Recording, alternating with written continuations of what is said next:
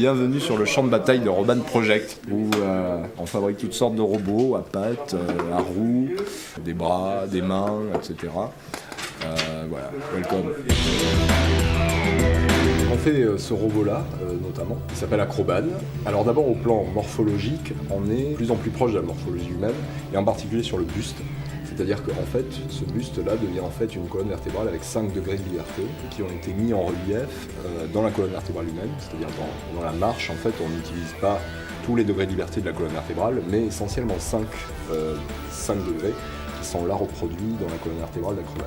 Une deuxième caractéristique importante, c'est que c'est un robot souple dans sa mécanique. C'est-à-dire qu'en fait, il a 2 joints ici, articulés, linéaires, qui ne sont pas contrôlés par des moteurs, mais par des amortisseurs.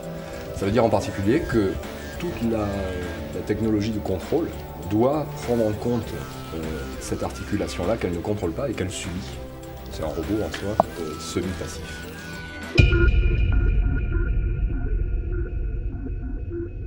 Dès qu'il sent un obstacle s'approcher, il essaie de le repousser. Donc on a vraiment une interaction avec l'humanoïde, une interaction via la mécanique, via des capteurs dont l'analogue pour l'être humain serait des capteurs en fait musculaires. On a développé une suite d'outils qui permettent de paramétrer des robots, de créer des mouvements, de charger des mouvements sur les robots, de les faire exécuter, avec une interface de paramétrage de bas niveau, de toute la couche capteur, moteur.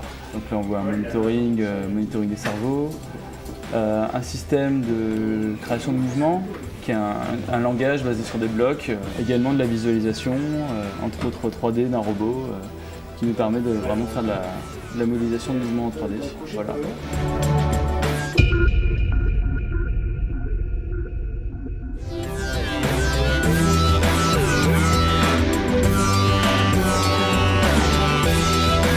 Donc les bras implémentent technologie de contrôle, on fabrique nous-mêmes, logiciel. Le principe étant d'avoir des mouvements complètement anthropomorphes et fluides et souples en fait. D'avoir, regardez cette souplesse d'un point de vue de robotique. On va l'illustrer en réalisant ces bras-là qui vont jouer de la musique. On fabrique les mains. On les fabrique avec une matière qui s'appelle du polymorphe, suivant des techniques qui ont été inventées par Rob Knight du projet Edge Robot. Les élastiques sont là pour soutenir les moteurs et des ressorts aussi, et un beau ventilo bleu.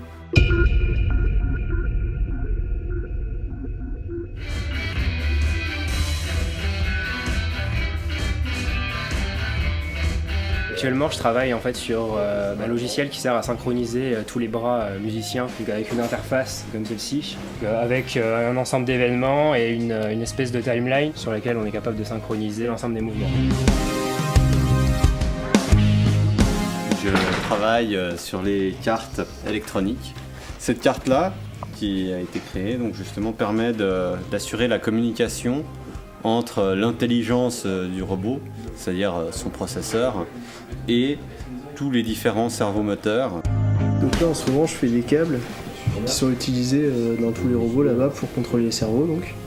J'ai créé un logiciel de monitoring qui va en fait surveiller tous les robots de l'installation et qui va permettre en fait non seulement de prendre des décisions, c'est-à-dire d'arrêter un robot ou de le redémarrer ou d'opérer quelque chose dessus, et en même temps d'avoir des traces dans des fichiers, des traces écrites en fait, de tout ce qui se passe, donc l'évolution des températures par exemple des moteurs, mais aussi d'envoyer des mails à toutes les personnes qui peuvent surveiller tout ça, de manière à être alerté et pouvoir intervenir dès qu'il y a un problème sans être tout le temps sur place à regarder si le robot va bien ou s'il va mal.